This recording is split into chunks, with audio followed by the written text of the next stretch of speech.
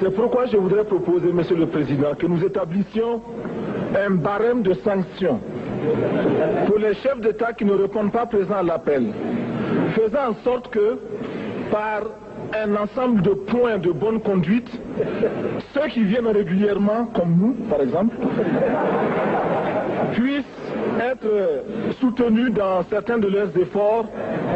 Exemple, les projets que nous soumettons à la BAD, la Banque africaine de développement, doivent être affectés d'un coefficient d'africanité.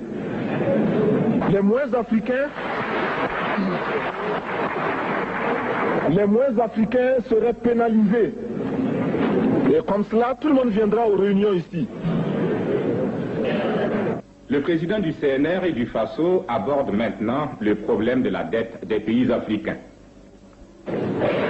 Nous estimons que la dette s'analyse d'abord de par ses origines. Les origines de la dette remontent aux origines du colonialisme. Ceux qui nous ont prêté de l'argent, ce sont ceux-là qui nous ont colonisés. Ce sont les mêmes qui géraient nos États et nos économies. Ce sont les colonisateurs qui endettaient l'Afrique auprès des bailleurs de fonds, leurs frères et cousins. Nous étions étrangers à cette dette. Nous ne pouvons donc pas la payer. La dette, c'est encore le néocolonialisme où les colonisateurs se sont transformés en assistants techniques. En fait, nous devrions dire qu'ils se sont transformés en assassins techniques. Et ce sont eux qui nous ont proposé des sources de financement, des bailleurs de fonds internes que l'on emploie chaque jour, comme s'il y avait des hommes dont le bâillement suffisait à créer le développement chez les autres. Ces bailleurs de fonds nous ont été conseillés, recommandés. On nous a présenté des montages financiers alléchants, des dossiers. Nous sommes endettés pour 50 ans, 60 ans, même plus. C'est-à-dire que l'on nous a amenés à compromettre nos peuples pendant 50 ans et plus. Mais la dette, c'est sa forme actuelle. Contrôlée, dominée par l'impérialisme. Une reconquête savamment organisée pour que l'Afrique, sa croissance, son développement obéissent à des paliers, à des normes qui nous sont totalement étrangères, faisant en sorte que chacun de nous devienne l'esclave financier, c'est-à-dire l'esclave tout court, de ceux qui ont eu l'opportunité, la ruse, la fourberie de placer les fonds chez nous avec l'obligation de rembourser. On nous dit de rembourser la dette. Ce n'est pas une question morale. Ce n'est point une question de ce prétendu honneur que de rembourser ou de ne pas rembourser. Monsieur le Président, nous avons écouté et applaudi le Premier ministre de Norvège lorsqu'elle est intervenue ici même. Elle a dit, elle qui est européenne, que toute la dette ne peut pas être remboursée. La dette ne peut pas être remboursée. La dette ne peut pas être remboursée parce que, d'abord, si nous ne payons pas, nos bailleurs de fonds ne mourront pas. Soyons-en sûrs. Par contre, si nous payons, c'est nous qui allons mourir. Soyons-en sûrs également. Ceux qui nous ont amenés, ceux qui nous ont conduits à l'endettement, ont joué comme dans un casino. Tant qu'ils gagnaient, il n'y avait pas de débat. Maintenant qu'ils ont perdu au jeu, ils nous exigent le remboursement. Et l'on parle de crise. Non, Monsieur le Président, ils ont joué, ils ont perdu, c'est la règle du jeu. La vie continue.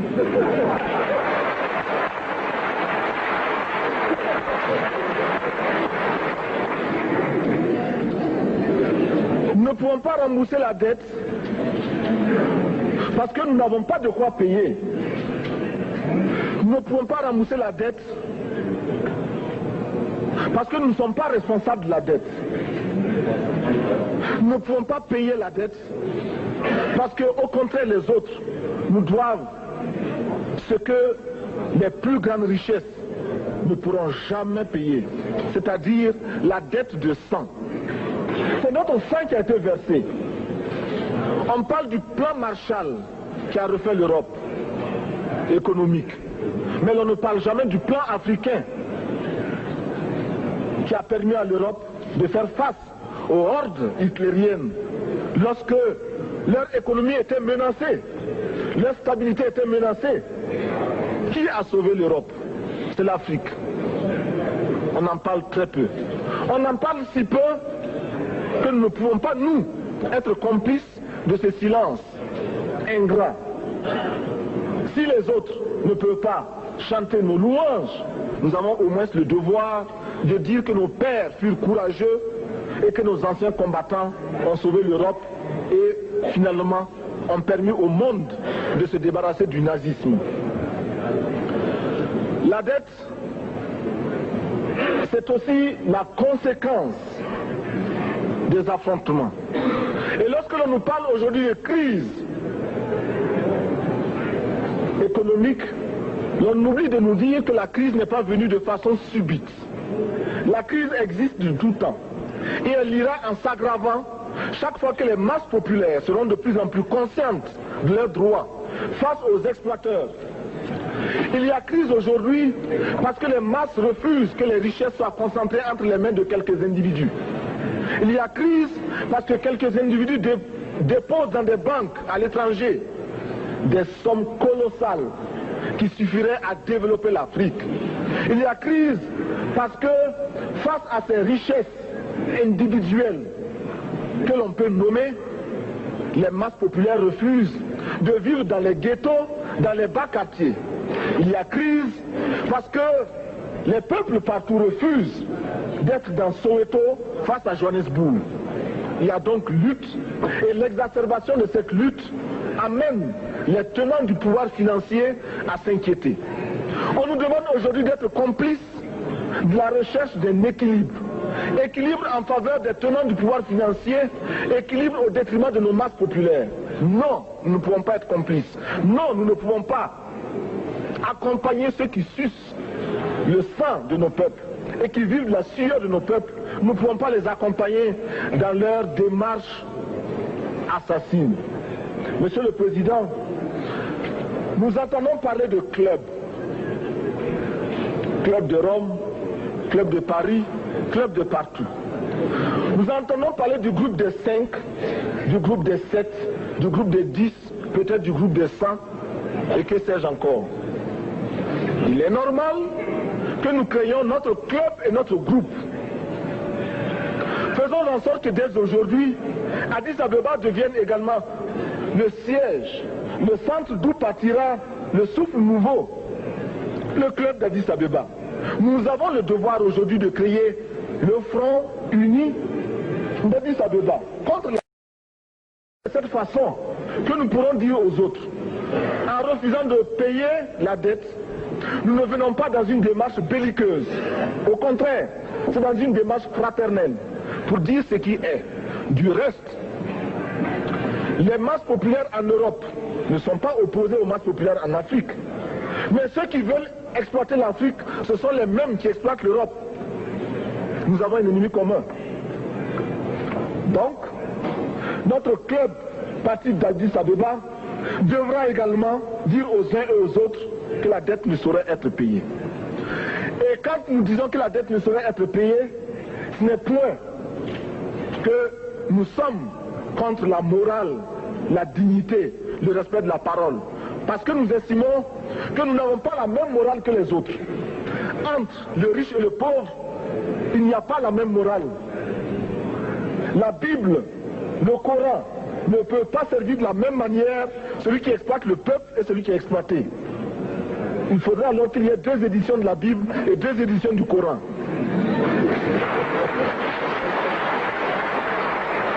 Nous ne pouvons pas accepter qu'on nous parle de dignité. Nous ne pouvons pas accepter que l'on nous parle de mérite de ceux qui payent et de perte de confiance vis-à-vis de ceux qui ne paieraient pas. Nous devons au contraire dire que c'est normal aujourd'hui. Nous devons au contraire reconnaître que les plus grands voleurs sont les plus riches. Un pauvre, quand il vole, ne commet qu'un larcin ou une peccadille, tout juste pour survivre par nécessité. Les riches, ce sont eux qui volent le fisc, les douanes et qui exploitent les peuples. Monsieur le Président, ma proposition ne vise pas simplement à provoquer ou à faire du spectacle. Je voudrais dire ce que chacun de nous pense et souhaite.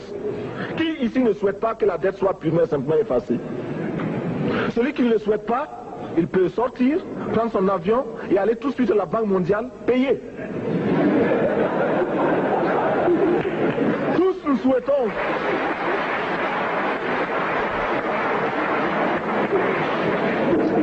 ma proposition n'est pas non plus, je ne voudrais pas que l'on prenne la proposition du Burkina Faso comme celle qui viendrait de la part de jeunes sans maturité, sans expérience. Je ne voudrais pas non plus que l'on pense qu'il n'y a que les révolutionnaires à parler de cette façon. Je voudrais que l'on admette que c'est simplement l'objectivité et l'obligation. Et je peux citer dans les exemples de ceux qui ont dit de ne pas payer la dette, des révolutionnaires comme des non-révolutionnaires, des jeunes comme des vieux. Je citerai par exemple, Fidel Castro a déjà dit de ne pas payer. Il n'a pas mon âge, même s'il est révolutionnaire. Mais je pourrais citer également François Mitterrand, qui a dit que les pays africains ne peuvent pas payer, les pays pauvres ne peuvent pas. Je pourrais citer Madame le Premier ministre. Je ne connais pas son âge et je m'en voudrais de le lui demander. Mais c'est un exemple. Je voudrais citer également le président Félix Houphouët-Boigny. Il n'a pas mon âge. Cependant, il a déclaré officiellement, publiquement, qu'au moins pour ce qui concerne son pays, la Côte d'Ivoire ne peut pas payer. Or, la Côte d'Ivoire est classée parmi les pays les plus aisés d'Afrique, au moins d'Afrique francophone. C'est pourquoi d'ailleurs il est normal qu'elle paye plus en contribution ici. Mais, Monsieur le Président, ce n'est donc pas de la provocation. Je voudrais que très sagement, vous nous offriez des solutions.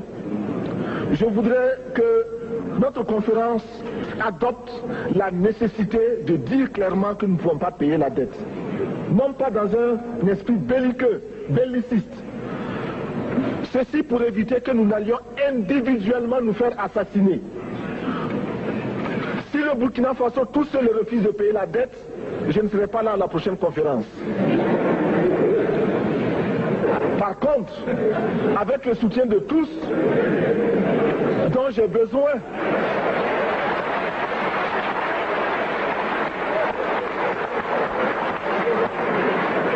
avec le soutien de tous, nous pourrons éviter de payer. Et en évitant de payer, nous pourrons à notre développement.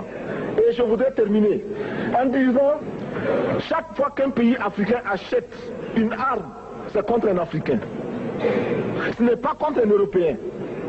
Ce n'est pas contre un Asiatique. C'est contre un Africain.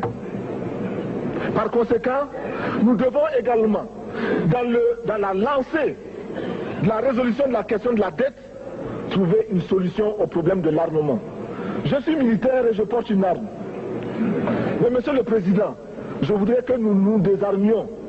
Parce que moi, je porte l'unique arme que je possède et d'autres ont camouflé les armes qu'ils ont.